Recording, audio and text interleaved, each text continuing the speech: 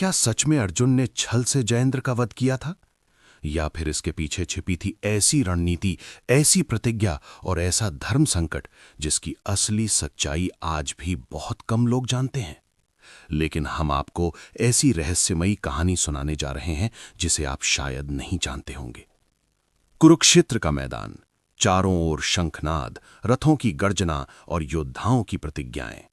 उस दिन सूर्य जैसे कुछ अलग ही चमक रहा था, क्योंकि युद्ध के 13वें दिन हुआ था एक ऐसा अन्याय जिसने इतिहास की दिशा बदल दी। चक्रव्यूह रचा गया और उसमें फंस गए वीर अभिमन्यु, एक अकेला किशोर योद्धा जिसने शौर्य की ऐसी मिसाल पेश की कि देवता भी देखकर दंग रह गए। परंतु नियम तोड़ दिए गए।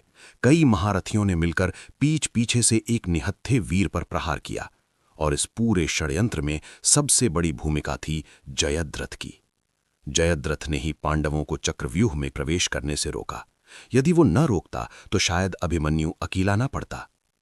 अभिमन्यु की निर्मम मृत्यु का समाचार जब अर्जुन तक पहुंचा तो धरती कांप उठी। अर्जुन ने प्रतिज्ञा ली, यदि मैं कल सूर्यास्त से पहले जयद्रथ का वध न कर सका तो अग्नि में स्वयं को समर्पित कर दूंगा। अब सोचिए, एक दिन, सिर्फ एक दिन, सामने पूरी कौरव सेना और अर्जुन की जान भी उसी प्रतिज्ञा पर टिकी हुई। लेकिन क्या हुआ अगले दिन, 14वां दिन? कौरवों ने अर्जुन को रोकने के लिए अभेद्य रक्षा घेरा बना दिया। जयद्रथ को बीच में छिपा दिया गया। हर महारथी, द्रोण, कर्ण, अश्वत्थामा अर्जुन के सामने दीवार बनकर खड़े थे। समय बीत रहा था, सूर्य पश्चिम की ओर झुक रहा था। अर्जुन व्याकुल थे, प्रतिज्ञा का बोझ उनके हृदय पर था। और तभी आकाश में अंधकार छा गया। सूर्य मानो अस्त हो गया। कौरव सेना में उल्लास फैल गया। जयद्रथ अपने रथ से बाहर आया। उसे लगा कि अर्जुन हार गया, अब वो अग्नि में कूदेगा। लेकिन क्या सच में सूर्यास्त हुआ था? नहीं, ये थी एक दिव्य रणनीति। कृष्ण ने अपने सुदर्शन चक्र से सूर्य को ढक दिया था। जैसे ही जयद्रथ बाहर आया, कृष्ण ने अर्जुन से कहा, देखो पार्थ, अभी सूर्य अस्त नहीं हुआ है। क्षण भर में अंधकार छट गया।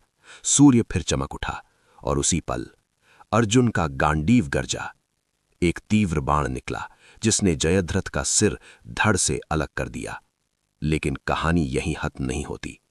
जयद्रथ के पिता को वरदान था कि जो भी उसके पुत्र का सिर पृथ्वी पर गिराएगा उसका स्वयं का सिर फट जाएगा। अर्जुन ने बाण से जयद्रथ का सिर उड़ाकर सीधे उसके पिता की गोद में पहुंचा दिया, जो ध्यान में बैठे थे। जैसे ही वे उठे, सिर जमीन पर गिरा और वरदान के प्रभाव से उनके प्राण भी चले गए। अब सवाल उठता है, क्या ये छल था या ये था धर्म की रक्षा के लिए किया गया न्याय?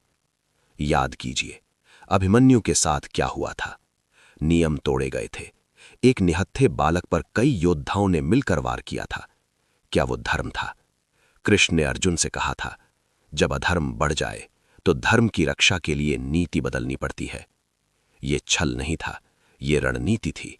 ये बदले की भावना नहीं थी, ये प्रतिज्ञा की रक्षा थी। ये केवल एक योद्धा का क्रोध नहीं था, ये एक पिता के हृदय का आर्तनाद था।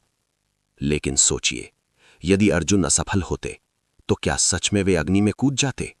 क्या महाभारत की दिशा बदल जाती? इतिहास गवाह है, उस दिन की विजय ने पांडवों का मनोबल लौटा दिया। जयद्रथ का वध केवल एक व्यक्ति की मृत्यु नहीं थी, वो अन्याय के विरुद्ध पहला निर्णायक प्रहार था। तो अब आप बताइए, क्या अर्जुन ने छल किया या फिर उन्होंने वही किया जो समय की मांग थी? ऐसी ही रहस्यमयी और अद्भुत कहानियां जिनके पीछे छिपा है असली अर्थ, असली धर्म और असली रणनीति, हम आपके लिए लेकर आते हैं। अगर आपको ये कहानी रोमांचित कर गई, अगर आपने आज कुछ नया जाना, तो ऐसे ही रहस्यमयी सच सुनने के लिए हमारे YouTube चैनल कृष्ण दृष्टि महाभारत को सब्सक्राइब जरूर करें। क्योंकि महाभारत केवल एक युद्ध नहीं, ये मानव मन, धर्म और नीति का सबसे बड़ा रहस्य है। और हम आपको इसके हर रहस्य से रूबरू कराते रहेंगे। जय श्री कृष्ण।